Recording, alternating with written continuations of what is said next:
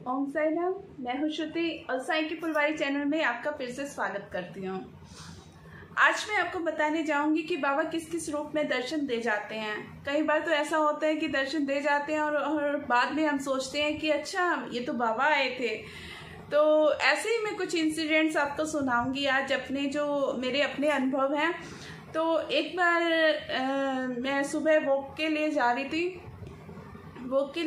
थी तो मैं अपने मेन गेट पे पहुंची। तो जैसे भी मैं मेन गेट पे पहुंचती हूँ कहीं भी जाने के लिए, तो मैं बाबा को कहती हूँ कि बाबा साथ चलो। तो उस दिन मैंने ऐसे ही हंसी में कह दिया कि बाबा सैर करने साथ चलोगे क्या। तो मैं चल पड़ी। जब मैं चल पड़ी तो फिर क्या हुआ कि एक जो है कुत्ता मेरे पीछे पीछे चल रहा था। तो हम लोग जो मैं और मेरी बेटी सैर करने के लिए जाते थे, तो फिर बहुत दूर तक हम जाया करते थे। तो फिर वो हमारे साथ साथ ही चला। उसके बाद में क्या होता था कि आते हुए बाबा के लिए फूल तोड़ के आती थी, खेत से अपने फूल तोड़ के आया करती थी। तो जब जैसे मैं फूल तोड़ने के लिए गई तो भी वो मेरे पीछे पीछे था, और मैं डर भी रही थी क्योंकि मैं और मेरी बेटी ही थे साथ में। तो मैं डर भी रही थी कि मैं तब मेरे दिमाग में ये नहीं था कि हाँ भाई मैं ऐसा कह के चली हूँ, और बस मैंने कहा और मैं भूल गई। उसके बाद जैसे ही वो मेरे पीछे पीछे रहा, फिर क्या हुआ, जब फूल तोड़ रही थी तो खेत में अकेली गई और फूल तोड़ने लगी, तो भी वो मेरे चारों तरफ घूमे जा रहा। उसके बाद फिर हम लोग घर तक पहुंच गए वापस भी। और जब वापस पहुंचे तो मैंने पीछे मुड़ के देखा तो वो नहीं था। तो मुझे बड़ी हैरानी हुई। मैंने कहा सारे रास्ते साथ आए साथ गया और फिर अब कहाँ पर है।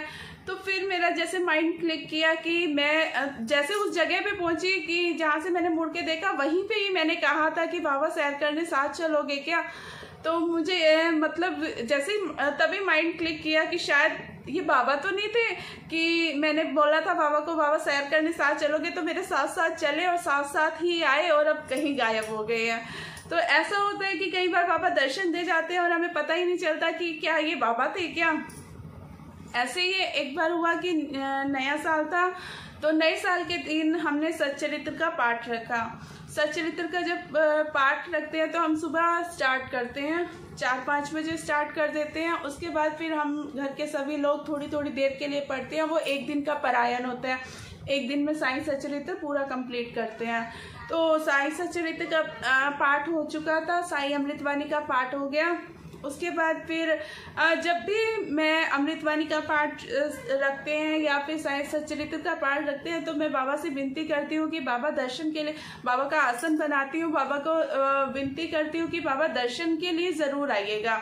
तो फिर क्या हुआ कि भोग का टाइम आया। भोग लगाने के लिए मेरी मम्मी ने प्रसाद बनाया, तो प्रसाद बांट दिया। और उसके बाद हलवा आलू पूरी बनाई थी। हाँ, आलू पूरी बनाई थी, तो वो हम लोग बना रहे थे।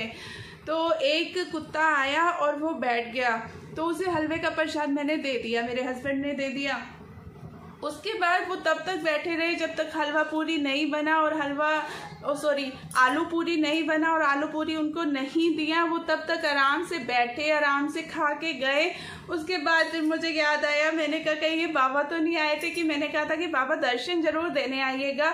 तो इस तरह कई बार होता है कि बाबा किस रूप में दर्शन दे जाते हैं हमें पता ही नहीं चलता, और बाद में हम सोचते हैं कहीं बाबा तो नहीं थे ये। ऐसा बहुत से साईं भक्तों के साथ होता है। जिन जिन साईं भक्तों के साथ ऐसे इंसिडेंट्स हुए हैं वो मुझे जरूर शेयर कीजिएगा, साईं की फुलवारी में जरूर शेयर कीजिएगा, ताकि और भक्तों को भी पता चल जाए कि बाबा किस किस रूप में दर्शन देते हैं, और कहीं वो इस मौके से चूक ना जाए कि वो वैसे होता यही है कि हमें बाद में पता चलता है, जब बाबा चले जाते हैं तो पता चलता है कि कहीं ये बाबा तो नहीं थे। उस टाइम पे तो जैसे माइंड सुन हो जाता है, हम जान ही नहीं पाते हैं। बाबा के जब चले जाते हैं तो हमें ध्यान आता है कि कहीं ये बाबा तो नहीं थे। तो ऐसा आपके साथ ना हो, तो इन सब चीज़ों का ध्यान रखें। बाबा किसी भी रूप में आके दर्शन दे सकते हैं और आपको आशीर्वाद से आपकी झोली भर सकते हैं। इसलिए हमेशा बाबा से अरदास करते रहिएगा, बाबा से प्यार करते रहिएगा। बाबा ज़रूर आपकी बात सुनेंगे और आपको दर्शन देने के लिए आएंगे। और मुझे जिससे संभाला है वो मेरे साईं शिरडी वाले हैं। तो बोलिए साईनाथ महाराज की जय। ओम साई राम, जय साई राम।